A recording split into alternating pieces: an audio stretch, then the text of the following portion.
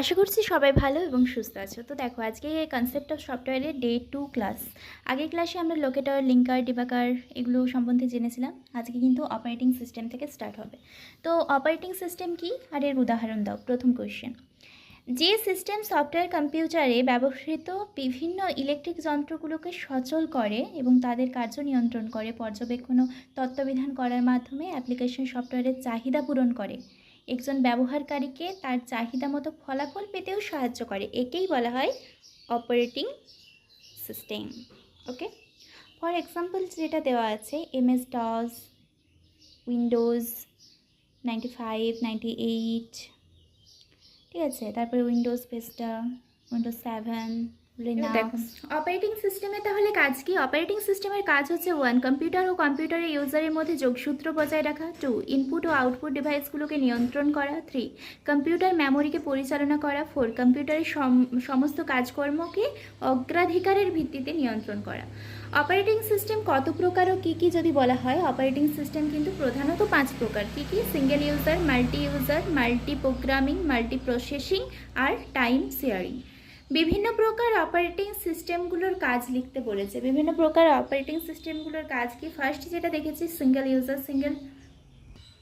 তাহলে সিঙ্গেল ইউজারের কাজ যেটা হচ্ছে, এই প্রকার অপারেটিং সিস্টেম একই সময়ে একজন কম্পিউটার ইউজারের একটি কাজ করতে পারে, মানে একটা সময়ে একটাই কাজ করতে পারবে। For example MS DOS.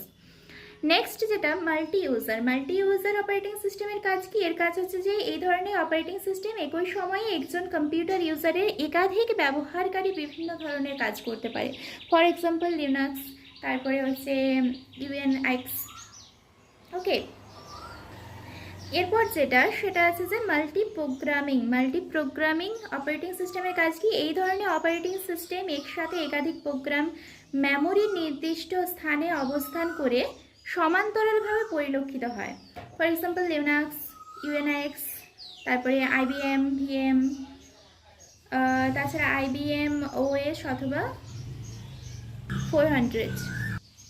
এরপরে যেটা আছে মাল্টি প্রসেসিং অপারেটিং সিস্টেমের কাজ হচ্ছে, এই ধরনের অপারেটিং সিস্টেম 2 বা ততোধিক নির্দেশ, 2 বা ততোধিক কেন্দ্রীয় প্রসেসর বা সিপিইউ এর দ্বারা পরিচালিত হয়।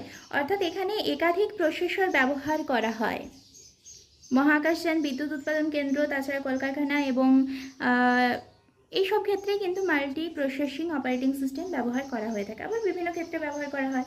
তারপরে যেটা আছে টাইম শেয়ারিং অপারেটিং সিস্টেম। এখানে কি করা হয়? টাইম শেয়ারিং অপারেটিং সিস্টেম এটা টাইম শেয়ারিং পদ্ধতি, একাধিক ব্যবহারকারী নিজ নিজ টার্মিনাল বসে মূলত কম্পিউটারে কাজ করে। ঠিক আছে, একাধিক ব্যবহারকারী নিজ নিজ টার্মিনালে বসে মূলত কম্পিউটারে কাজ করে থাকে। এরপরে যেটা অ্যাপ্লিকেশন সফটওয়্যার কি? বিভিন্ন ধরনের অ্যাপ্লিকেশন সফটওয়্যারের নামগুলো লেখো উদাহরণ সহ। এটা কিন্তু ভিভিআই কোশ্চেন, একটা খুব ইম্পর্টেন্ট কোশ্চেন। ঠিক আছে, খুবই ইম্পর্টেন্ট, ভিভিআই ভেরি ইম্পর্টেন্ট। ওকে, খুব ইম্পর্টেন্ট কোশ্চেন। তো দেখো, যে সমস্ত সফটওয়্যার যেটা ব্যবহারকারীর প্রয়োজন অনুযায়ী নির্দিষ্ট কাজ সম্পাদনা করতে ব্যবহারকারীকে সহায়তা করে, এটাই অ্যাপ্লিকেশন সফটওয়্যার। এবার অ্যাপ্লিকেশন সফটওয়্যারের যে শ্রেণী বিভাগ এবং এক্সাম্পল, সেটা খুবই ইম্পর্টেন্ট। কেননা ধরো তোমাকে একটা এক্সাম্পল দিয়ে দিল, তারপর বললো এটা কোন ধরনের সফটওয়্যার, কোন ধরনের অ্যাপ্লিকেশন সফটওয়্যার। ঠিক আছে, তখন কিন্তু তোমাকে বলতে হবে। তো এক্সাম্পলগুলো খুব ভালোভাবে মনে রাখতে হবে।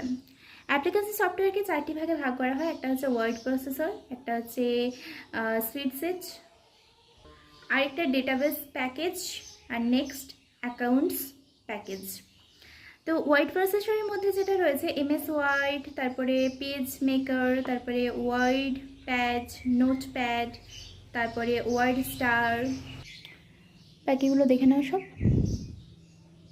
স্প্রেডশিটের মধ্যে যে এমএস এক্সেল, ঠিক আছে, লোটাস 123। ডেটাবেস প্যাকেজের মধ্যে যে ফক্স প্রো, এমএস অ্যাক্সেস, ডিবেস, দেখো বাকিগুলো। তারপরে অ্যাকাউন্ট প্যাকেজের মধ্যে যে ট্যালি, ফ্যাক্ট। আজকে এই পর্যন্ত। Thank you for watching video.